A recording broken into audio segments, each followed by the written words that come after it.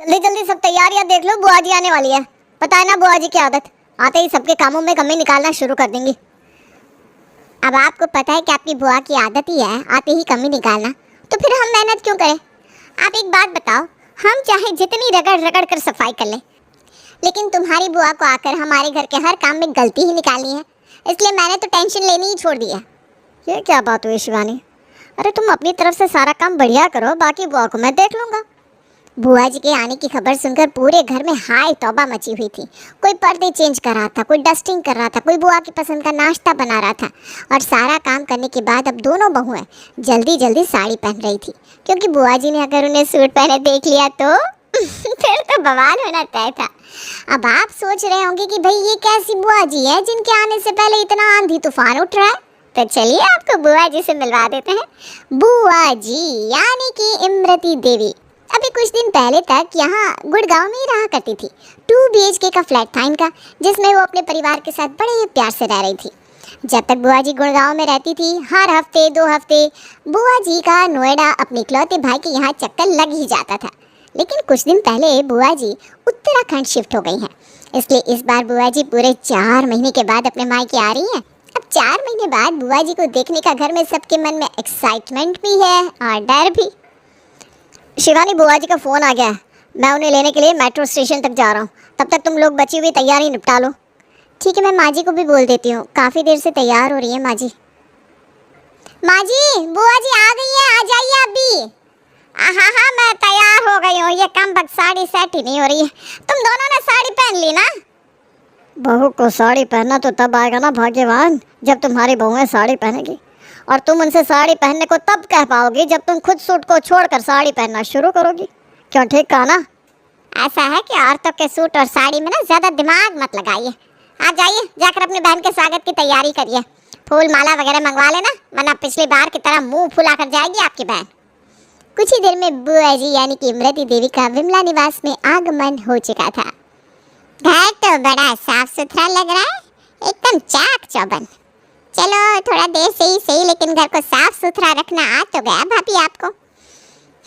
वरना मुझे तो ऐसा लगा था कि उम्र बीत जाएगी, लेकिन घर का रख रखाव करना नहीं जान पाएंगी आप। अरे दीदी छोड़िए ना, क्या आते ही आप मेरी कमियां निकालने में लग गई। बैठिए, बहू अभी चाय नाश्ता लेकर आती होगी। प्रणाम बुआ जी, बड़े लंबे सफ़र से आई हैं, कोई परेशानी तो नहीं हुई ना सफ़र में? अब बहू तूने पूछ लिया है तो बता देती हूँ। परेशानी तो बहुत हुई भाई। जब तक हम गुड़गांव में रह रहे थे, पता नहीं कैसे इस धुएं वाली हवा में सांस ले रहे थे। अब जब से हमने उत्तराखंड में रहना शुरू किया है ना, हम तो 2 घंटे के लिए भी दिल्ली आ जाते हैं, हमारा दम घुटने लगता है। सच्ची ऐसा लग रहा है जैसे किसी ने 8-10 सिगरेट एक साथ सुलगा कर छोड़ दी हो। मुझे तो सांस ही नहीं आ रही। हाय राम बुआ जी, कोई अस्थमा की प्रॉब्लम तो नहीं होगी आपको? हम लोगों को तो बराबर सांस आ रही है, आपको सांस क्यों नहीं आ रही? सत्यानाश, अस्थमा हो मेरे दुश्मनों को। अरे मैं तो तुम्हें बता रही हूँ, वो जो हु की रिपोर्ट बता रही है। AQI देखा है तुमने दिल्ली नोएडा का? क्या ये QI क्या बोला आपने? अरे भाभी, बहू पर राज चलाने के अलावा ना थोड़ा दुनियादारी की भी जानकारी रखा करो। AQI मतलब एयर क्वालिटी इंडेक्स, यानी कि तुम्हारे यहाँ दिल्ली में इतनी जहरीली हवा हो रखी है कि यहाँ पर पूरा एक दिन रहने का मतलब है दिन की 12-15 सिगरेट फूंक लिया आपने। और एक हमारी पहाड़ों की हवा है, वाह वाह, ऐसी ठंडी ठंडी मीठी हवा आती है जैसे भगवान खुद छलनी लेकर छान कर भेज रहे हो। तुम लोग यहाँ मुआ AC चला चला कर ठंडा करते हो, और हमारे यहाँ तो भगवान ने अपने आप AC चला रखे। इतनी ठंडक है कि क्या बताएं। इस चिलचिलाती गर्मी पसीने सब से मुक्ति हो गई हमारी तो। वैसे बुआ जी, इस बार तो आपको घर की साफ सफाई और चाय नाश्ते से कोई समस्या नहीं हुई ना? सब कुछ मैंने अपने हाथों से किया है। ठीक है बेटा, अब जब घर इतना छोटा सा है तो इसमें कोई कितनी सफाई कर लेगा। सामान कहीं तो रखा ही जाएगा ना, इसमें तेरी गलती नहीं है बेटा, मैं सब समझती हूँ। एक हमारे पहाड़ों के घरों में देख लो, इतने बड़े बड़े हवादार कमरे, जहाँ मर्जी वहाँ सामान रख लो, मजा ले जो घर में भीड़ भाड़ नजर आ जाए। और कमरों का इंटीरियर ऐसा कि देखो तो देखते ही रह जाओ।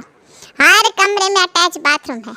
और बेटा खाने पीने की तो तुझे क्या ही बताऊं, पहाड़ों के खाने की ना बात ही कुछ और होती है। वहाँ के तो पानी में भी हमारे यहाँ के पानी से तुम सिंपल दाल भी बना दो ना तो उसमें भी ऐसा स्वाद आता है कि सब उंगलियां चाट चाट कर खाते हैं। कहाँ तुम्हारे दिल्ली में ये नाले की तरह बह रही जमुना, और कहाँ हमारे पहाड़ों में कल कल करते बहती हुई नीले पानी वाली नदियाँ। कोई कंपैरिजन ही नहीं है बेटा। साफ हवा पानी में रहो तो मन भी बिल्कुल शुद्ध हो जाता है, और ये बातें तुम्हें तब समझ में आएंगी जब तुम खुद वहां जाकर अपनी आंखों से ये सब देखोगे और महसूस करोगे। हम तो कभी कभी ये सोचते हैं पता नहीं क्यों सारी जिंदगी यही गुड़गांव में रहकर बर्बाद कर ली हमने। एक बात बताओ तो बुआ, पहाड़ों में बस जाती सालों पहले तो फूफा जी नौकरी कैसे करते? उनकी नौकरी तो यही गुड़गांव में थी ना। वो तो फूफा जी रिटायर हो गए, उसके बाद आप गई पहाड़ों में। पहले सारी उम्र फूफा जी ने आपको यहाँ गुड़गांव में आलीशान फ्लैट में मौज करवाई, और अब उनके रिटायरमेंट के पैसों से मौज चल रही है आपकी। अरे चुप कर नालायक, बहुत जबान चला रहा है। और मौज करने जैसी क्या बातें हैं? सारी जिंदगी काली नहीं करी मैंने तुम्हारे फूफा के साथ। बिना पगार की नौकरानी होती है बीवी, 24 घंटे चाकरी करती है, तब जाकर 2 रोटी खाने को मिलती है। तुम्हारे फूफा ने कोई एहसान नहीं किया मुझसे शादी करके। कोई कमी नहीं थी इमरती देवी के लिए लड़कों की। अरे छोड़ो ना जी, बच्चा है, क्यों तुम भी बच्चों की बातों में आती हो। अच्छा ये बताओ कैसा है आपका पहाड़ों का ससुराल? हमने तो पहाड़ों के बस किस्से ही सुने हैं। उम्र बीत गई, आपके भाई साहब तो हमें कहीं घुमाने ही नहीं लगे, बस टीवी में पहाड़ देखे हैं आज तक। अरे भाभी, इतना बड़ा फार्म हाउस बनाया है हमने, और रहने वाले कौन? बस हम 3 लोग। मैं तो कहती हूँ आप अपनी दोनों बेटी दामाद सबको लेकर आइए हमारे यहाँ। एक बार आएंगे ना तो लौटने का मन नहीं करेगा। कैसी बात करिए जी आप, इतने सारे लोग मिलकर एक साथ आपके घर पर धावा बोल देंगे तो कैसे संभालेंगी आप सबको? परिवार भी तो बड़ा हो गया ना, सब बच्चों की शादी हो गई, सब बाल बच्चेदार हो गए। हम सब मिलकर आ गए ना तो 14-15 लोग होंगे कम से कम। भाभी आपने बड़ी कमाल की बात करी। मैं कह रही हूँ आप 20 लोगों को लेकर आ जाइए। जब आपकी ननद खुद आपको बुला रही है तो आप क्यों पीछे हट रही हैं? और देखो, पहाड़ों में घूमने का इससे अच्छा मौका कभी नहीं मिलेगा। बुआ जी ने एक के बाद एक पहाड़ों में रहने के इतने फायदे गिनवा दिए थे कि अब तो घर में सबकी इच्छा हो रही थी एक बार तो बुआ जी के फार्म हाउस में घूमना बनता ही है। बुआ जी तो मेहमान नवाजे का आनंद लेने के बाद लौट गई थी, लेकिन पूरे परिवार के मन में एक इच्छा जाग गई थी। कुछ दिन बाद, मम्मी फाइनल एग्जाम के बाद पूरे 1 महीने स्कूल बंद रहेगा। इससे अच्छा समय और कोई हो ही नहीं सकता। अभी उतनी गर्मी भी नहीं है। मैं तो कहता हूँ बुआ भी बार बार आने के लिए कह रही थी, हम सब मिलकर चलते हैं पहाड़ों में बुआ जी के यहाँ। हम लोगों की तो दिल्ली में रहते रहते ज़िंदगी बीत गई। घूमने के लिए हम कभी कहीं गए ही नहीं, बस घर से ऑफिस, ऑफिस से घर, इतने में ही ज़िंदगी कट जा रही है। ठीक है बेटा, अगर तुम लोगों की इच्छा है तो चलो फिर जीजी के यहाँ, मुझे इस बात से कोई आपत्ति नहीं है। लेकिन सुनो, कंचन को भी बता दो अब हम सब जाएंगे तो मेरी बेटी दामाद जी क्यों पीछे रहे, उन्हें भी ले चलते हैं। विमला देवी बेटी कंचन को फ़ोन लगाती है और उसे बुआ जी के यहाँ पहाड़ों में चलने के लिए कहती है। मम्मी अब मैं जाऊँगी ना तो मेरे सास ससुर भी ज़रूर जाएंगे। अब तो जानती हो ना कि ऐसा हो ही नहीं सकता कि हम कहीं जाएं और मेरे सास ससुर ननद और देवर पीछे हट जाए। अरे बवाल कर देंगे वो लोग। आप ऐसा करना, उनकी भी टिकट करवा लेना। चल बेटा कोई बात नहीं, वो कौन सा पराए लोग हैं, हमारे रिश्तेदार ही तो हैं।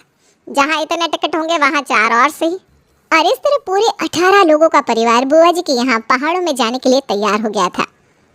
अब दिल्ली में तो गर्मी है, लेकिन मम्मी जी बुआ जी के यहाँ पहाड़ों में तो ठंड होती है ना। याद नहीं है बुआ जी क्या बता रही थी कि भगवान जी ने परमानेंट एसी चलाकर छोड़ रखा है उनके यहाँ। मैं तो कहती हूँ वहाँ जाने से पहले सब लोग अच्छे बढ़िया कपड़े खरीद लो। पहली बार जा रहे हैं उनके यहाँ, ऐसे भिखारी की तरह थोड़ी ना उठकर चल देंगी। बिल्कुल ठीक कह रही है बहू तू। ऐसा करो, सब लोग नए नए कपड़े खरीद लो। और हाँ, जीजी के यहाँ जा रहे हैं ना हम पहली बार, तो उनके घर के लिए पूरे परिवार के कपड़े खरीद लाना, मिठाई और मेवे भी ले लेना। अब बहन बेटियों के घर में खाली हाथ जाते अच्छे थोड़ी ना लगेंगे। पूरे परिवार ने जमकर तैयारी की थी। पहाड़ों में पहनने के लिए गर्म ऊनी कपड़े, बुआ जी के पूरे परिवार के लिए गिफ्ट और आने जाने के टिकट मिलाकर सबका अच्छा खासा खर्च हो गया था। लेकिन फिर भी बुआ जी के घर जाने का एक्साइटमेंट ही अलग था।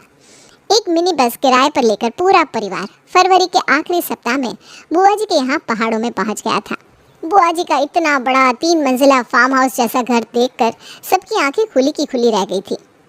अरे जीजी कमाल कर दिया आपने, इतना बड़ा घर, ये घर कम रिसोर्ट ज़्यादा लग रहा है। अरे भाभी आप क्यों चिंता करती हो, अभी तो बस शुरुआत है। अंदर आकर देखो, दिल खुश हो जाएगा आपका। पिंटू बेटा देख, कमरों की कोई कमी नहीं है, सबको अलग अलग कमरा दे दे। किसी को भी एक ही कमरे में ठूस कर रहने की कोई जरूरत नहीं है। और हाँ, बच्चों को फटाफट से गार्डन एरिया दिखा ला, आराम से खेलेंगे वहाँ, चिंता की कोई बात नहीं है। अरे भाभी, बच्चों का यहाँ इतना मन लगेगा कि वापस जाने को दिल ही नहीं करेगा। अरे जी सही बताऊँ तो आपका ये रिजॉर्ट देखकर हमारा भी यहाँ से जाने का दिल नहीं करेगा। बच्चों की क्या ही बात करें, सच्ची बड़ा सुंदर है। अभी वो दोनों आपस में बात कर रहे थे कि इतने में विमला का छोटा बेटा उनके पास आता है। अरे मम्मी, आपको पता है यहाँ पर तो स्विमिंग पूल भी है। बुआ जी, आपने तो होटल को भी मात दे दी। मैं तो जमकर सारी सुविधाओं का फायदा उठाने वाला हूँ।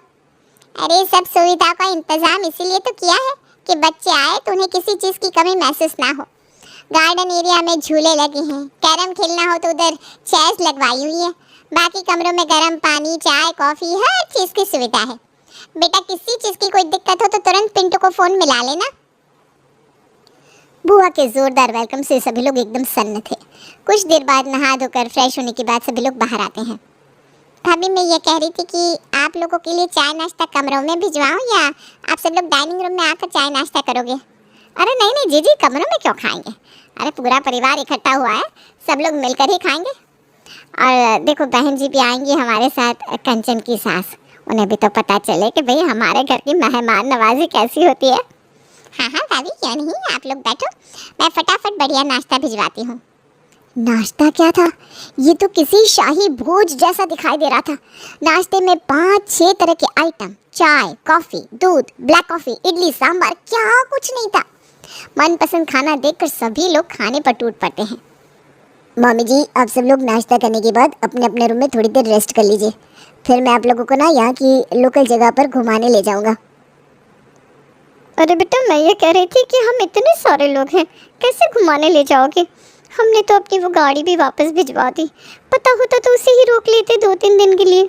अरे मौसी जी, बड़ी चिंता करी आपने। जब हम यहाँ बैठे हैं तो आपको चिंता करने की क्या ज़रूरत है? अरे पहाड़ों में गाड़ियों की कोई कमी है क्या? मैं भी फ़ोन लगाता हूँ, 5-6 गाड़ियाँ यूँ आ जाएगी। सभी लोग आराम से गाड़ी में बैठ कर चलो, मैं घुमा के लाता हूँ आपको एक से बढ़कर एक जगह। यहाँ पर घूमने के लिए बहुत जगह है, आप लोग देखोगे ना तो देखते रह जाओगे। बेटा पिंटू, बच्चे भी साथ है, तुम बाहर घुमाने ले जाओगे तो वहाँ बच्चों को भूख लगेगी, फिर बाहर का खाना खाना पड़ेगा। मैं कह रही हूँ खाना यहीं से पैक करा कर ले जाओ। ठीक है मम्मी, जैसा आपको, मैं खाना पैक करवा लेता हूँ सबके लिए। अरे समधन जी मान गए, बड़ी अच्छी है आपकी ननद, जितनी पैसे वाली है दिल भी उतना ही बड़ा है। देखो तो सही कितने आइटम थे नाश्ते में, और अपने खर्चे पर अब हमें गाड़ियों में बिठाकर घुमाने ले जा रहे हैं। बाहर खाना ना खाना पड़े इसके लिए लंच तक घर से पैक करवा रही है। भाई आज के ज़माने में कौन करता है किसी के लिए इतना। बिल्कुल ठीक है बहन जी आपने। अरे बहुत मधुर संबंध है हमारे जीजी के साथ। जीजी हमारी थोड़ी ज़ुबान की तेज़ है, लेकिन हम जानते हैं दिल की बहुत अच्छी है। अरे बहुत प्यार है उनके मन में हमारे बच्चों के लिए। देख नहीं रही आप, जब से बच्चे यहाँ आए हैं बच्चों के ही आगे पीछे घूम रही हैं। सब लोग कुछ ही देर में गाड़ियों में सवार होकर घूमने के लिए निकल गए। देर शाम को सभी लोग पहाड़ों की सैर करके लौटते हैं। पिंटू बेटा आ गया तो इन लोगों को घुमा के देखिए, हाँ मैंने भी ना सबके डिनर का बढ़िया इंतजाम कर दिया है। भाभी इधर मैंने बोन फायर जलवाया है आप सब लोगों के लिए। खाने का अरेंजमेंट भी आज खुले में ही कर दिया है। आग में हाथ सेकते सेकते खाने का मजा लो आप। याद करोगे कि इमरती के यहाँ आए थे, कोई छोटी मोटी बात है क्या? कुछ ही देर में टेबल पर खाना लग गया था। खाना क्या था, मानो कोई शाही भोग था। 5 तरह की सब्जियां, मिस्सी रोटी, दाल, तवा रोटी, बटर नान, सबकी पसंद का खाना टेबल पर सज गया था, जिसे देखकर सभी एकदम खुश हो गए। पिंटू बेटा, वो मैं पूछ रहा था कि थकान बहुत हो गई है, कुछ उसका इंतज़ाम हो जाएगा क्या? मामा जी कैसी बात कर दी आपने। अरे आप तो गेस्ट हैं हमारे, आप बस हुक्म करो, सब इंतज़ाम है अपने पास। पापा बुरा ना मानो तो एक पैग हम भी लगा लें, थकान तो हमें भी हो गई है ना। अच्छा ठीक है बेटा, आज खुशी का मौका है, मैं मना नहीं करूँगा। चल पिंटू, तो भी हमारे साथ लगा ले 2-2 पैग। इधर घर के बच्चे और महिलाएं खाना खा रहे थे, दूसरी तरफ पिंटू, मामा जी और उनके दोनों बेटे बोतल खोलकर बैठ गए थे। पूरा परिवार बुआ जी की मेहमान नवाजी और उनके पहाड़ों में बसे सुंदर ससुराल को देखकर एकदम मंत्रमुग्ध हो गया था। देर रात तक हंसी मजाक और बातों का सिलसिला चलता रहता है। उसके बाद सभी लोग अपने अपने कमरों में जाकर सो जाते हैं। 2-3 दिन तक सभी ने बुआ जी के इस रिजॉर्ट कम ससुराल में खूब मज़े किए। बहन जी, 3 दिन की ट्रिप पूरी होने को आई है, लेकिन सच बताओ मन नहीं भरता। दिल तो कर रहा है कि यहीं रह जाए, लौट के ना जाए यहाँ से। बढ़िया खाना, सुंदर मौसम और इतने खुश मिजाज लोग। अरे ज़िंदगी हो तो ऐसी हो। एक हम लोगों की लाइफ है, पूरा दिन काम की टेंशन, कभी बहू की किचकिच, कभी पति की, और यहाँ आकर लग रहा है मानो लाइफ में कोई टेंशन ही ना हो। आज ट्रिप का आखिरी दिन था। सभी ने भारी मन से अपना अपना सूटकेस पैक किया और शाम के ठीक 4 बजे सभी लोग बुआ जी के यहाँ से निकलने के लिए अपना सामान लेकर बाहर हॉल की तरफ आ जाते हैं। बहुत अच्छी लगी जीजी आपकी मेहमान नवाजी, सच्ची दिल खुश हो गया। और हाँ, अब जब आपने इतनी अच्छी मेहमान नवाजी कर दी है ना, तो इतनी आसानी से पीछा नहीं छोड़ने वाले हम लोग। अगली छुट्टियों में फिर आएंगे। अरे भाभी, आप अगले साल फिर आओगी, इससे अच्छी बात मेरे लिए और क्या हो सकती है। बल्कि मैं तो कहूँगी इस बार आप लोग 18 लोग आए थे ना, अगली बार 28 आना। अभी जो मेरे रिसोर्ट में 5-6 कमरे खाली बचे हैं ना, वो भी भर जाए। मेरे लिए इससे अच्छी बात और क्या होगी। मैं समझी नहीं जीजी, कहना क्या चाह रही हो आप। अरे हमारा तो पूरा परिवार ही आ गया है, और किसको ले आएंगे हम। अरे भाभी, इतनी अच्छी सर्विस मिली है आपको यहाँ, अड़ोस पड़ोस में जाकर लोगों को रिव्यू रेटिंग कर देना, तो लोग खुद ब खुद आने लगेंगे हमारे रिसोर्ट में। अच्छा, आपकी ट्रेन का टाइम हो रहा है, पिंटू बेटा मामी जी का बिल लेकर आओ। जीजी, हम कुछ समझ नहीं पाए, बिल किस चीज़ का। कोई बात नहीं भाभी, ये पिंटू है ना, बिल का सारा काम यही देखता है। पिंटू बेटा, मामा जी मामी जी को ज़रा समझा दे, उनके बिल कैसे कैसे बनाया तूने। मामा जी, ये 5 तो बोतल हो गई जो रोज़ रात को आप लोग लगाते थे, और ये 10,000 का आपका खाना हो गया, और ये जो 5 गाड़ी मंगवाई थी ना 3 बार, 15,000 उसका हुआ। और मामा जी, आप तो अपने घर के लोग हो, इसलिए रूम का रेट तो मैंने आप लोगों के लिए 50% ही लगाया है। 6 कमरे लिए थे ना आप लोगों ने, तो 12,000 आपका कमरों का हो गया। कुल मिलाकर 45,000 का बिल हुआ है आप लोगों का। क्या बात कर रही हो आप, 45,000 का बिल? अरे हम कोई होटल में थोड़ी ना आए थे। भाभी, ये देखो क्या लिखा है इधर, बुआ जी फार्म्स, आज नकद कल उधार। घोड़ा घास से दोस्ती करेगा तो खाएगा क्या। और मैंने तो बताया था ना आपको कि मैंने फार्म हाउस बनाया है, तो फार्म हाउस तो रेंट पर ही लेना पड़ता है ना। और क्या कह रही थी आप, अगले साल आने के लिए ना? कोई नहीं भाभी, आपकी बुकिंग अभी से कर देती हूँ मैं। बुआ जी का पहाड़ों वाला ससुराल देखना विमला और उसके पूरे परिवार को बहुत भारी पड़ गया था, इसलिए चुपचाप बिल देकर सब अपने घर को लौट जाते हैं और फिर से कभी पहाड़ों में न आने की कसम खा लेते हैं।